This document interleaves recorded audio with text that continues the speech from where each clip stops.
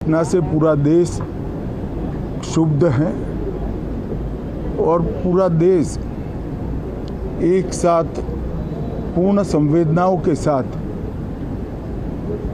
ये जो दुर्भाग्यपूर्ण हादसे में पैसेंजर हताहत हुए हैं, इनके परिजनों के साथ खड़ा है। सबसे पहले मैं भारत सरकार, गुजरात सरकार, भारत सरकार के प्रधानमंत्री जी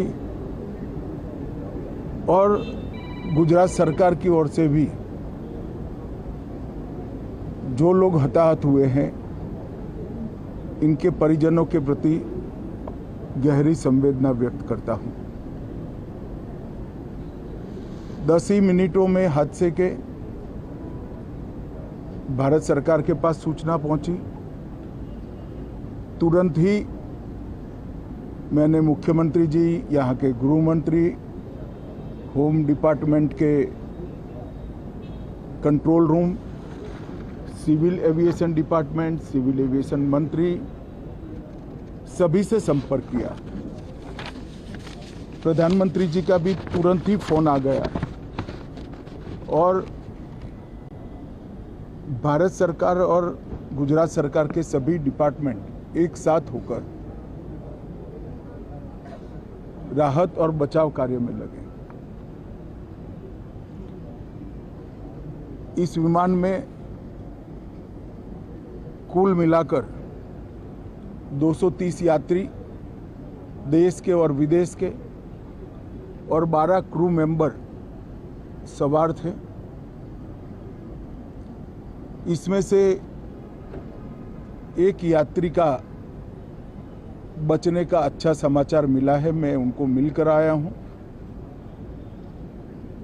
मृत्यु का आंकड़ा तो डीएनए परीक्षण और यात्रियों की पहचान के बाद ही अथॉरिटी अधिकृत रूप से घोषित करेगी,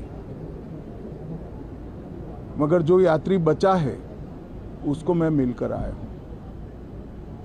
घटना के तुरंत बाद गुजरात सरकार ने बहुत त्वरा से डिजास्टर मैनेजमेंट की सारी इकाइयों को अलर्ट करते हुए, चाहे हेल्थ डिपार्टमेंट हो, चाहे फायर ब्रिगेड हो, चाहे पुलिस विभाग हो, भारत सरकार की भी सीएपीएफ को संपर्क कर सभी ने एक साथ मिलकर राहत और बचाव का कार्य चालू किया। मगर 1.25 लाख लीटर ईंधन विमान के अंदर ही था और लगभग गर्मी, तापमान इतना ऊंचा हो गया कि किसी को बचाने की मौका ही नहीं मिला। अब मैं घटना स्थान पर भी जाकर आया हूं। सारे यात्रियों के मृतदेह को बाहर निकालने का काम लगभग समाप्त हो चुका है। जितने यात्रियों के परिजन यहां पहुंच चुके हैं, वो सबका डीएनए लेने की कार्यवाही भी 2-3 घंटों में समाप्त हो जाएगी। विदेश में जिनके परिजन हैं, उनको सूचना देने की कार्यवाही समाप्त हो चुकी है और जैसे ही पहुंचते हैं उनके भी डीएनए सैंपल लिए जाएंगे और मृतदेहों की पहचान के लिए जितने मृतदेह मिले हैं, इनके भी डीएनए सैंपल लेने की कार्यवाही समाप्त हो चुकी है। गुजरात में ही लगभग 1000 के आसपास डीएनए टेस्ट करने पड़ेंगे। ये सभी टेस्ट करने की क्षमता गुजरात में विकसित है, तो डीएनए टेस्टिंग के लिए कहीं गुजरात के बाहर जाने की ज़रूरत नहीं पड़ेगी। गुजरात की एफएसएल और नेशनल फॉरेंसिक साइंस यूनिवर्सिटी दोनों मिलकर कम से कम समय में डीएनए का परीक्षण पूरा करने के बाद परिवारजनों को अपना मृतदेह, परिजन का मृतदेह सौंपने का काम करेंगे। उनके रहने की सुविधा उनकी सांत्वना की सुविधा, जिनको मेडिकल प्रॉब्लम ट्रॉमा के कारण हुए इनकी मेडिकल की सुविधा, ये सारी व्यवस्था बहुत सुचारू रूप से हो चुकी है। अभी रिव्यू मीटिंग में सारी व्यवस्थाओं को हम सब मंत्रियों ने साथ में मिलकर देखा है।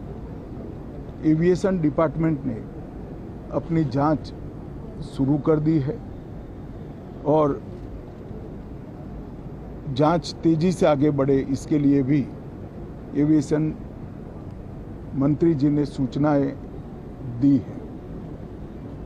मैं फिर से एक बार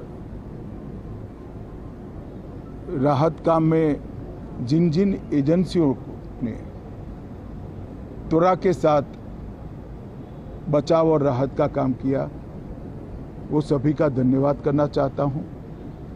और फिर से एक बार जिन्होंने अपने परिजनों को गंवाया है, हताहत हुए हैं, वो सभी को मनपूर्वक संवेदनाएं व्यक्त करता हूं। मैं एक बार जरूर कहना चाहता हूं कि ये एक्सीडेंट है, एक्सीडेंट को कोई रोक नहीं सकता, परंतु 365 दिन 24 घंटा इस तरह की घटना के लिए प्रशासन का जो अलर्टनेस है, उसकी कसौटी उसी वक्त होती है जब ऐसी घटनाएं होती है। और आज गुजरात के डिजास्टर मैनेजमेंट की तैयारियों का एक प्रकार से दुर्भाग्यपूर्ण तरीके से मगर कसौटी हुआ और बहुत त्वरा के साथ यहाँ पर काम किया गया, वो पूरे देश के मीडिया के सामने और परिजनों के सामने भी आया है। अंत में मैं फिर से एक बार सम्माननीय प्रधानमंत्री नरेंद्र मोदी जी की ओर से, भारत सरकार और गुजरात सरकार की ओर से सभी हताहत लोगों के परिजनों के प्रति गहरी संवेदना व्यक्त करता हूं। धन्यवाद।